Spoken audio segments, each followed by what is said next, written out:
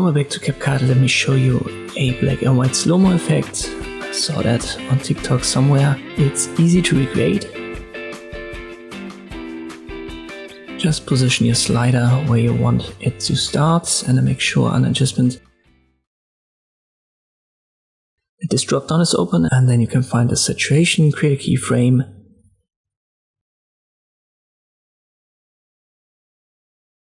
And then we move forward, and here we want it to be desaturated. So drag the slider down.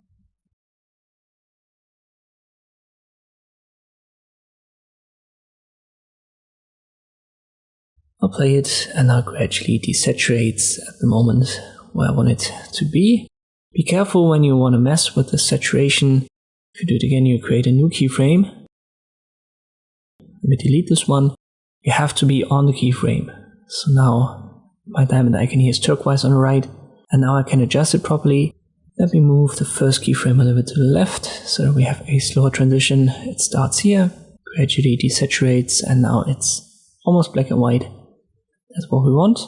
Then we'll have to add the slow-mo effect. Move your slider to the first keyframe, go to speed,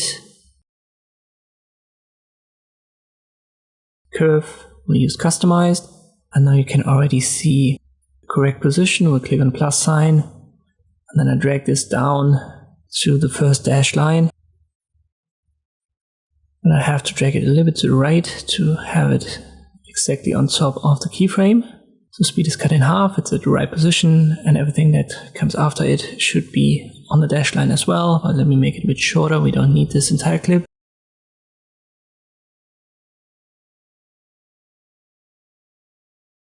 I reselected speed, curve, and now drag this down and the endpoint down, and that's all there is.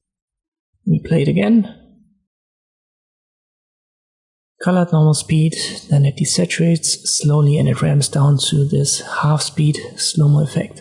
Hope this video was helpful, thank you for watching, and I'll see you next time.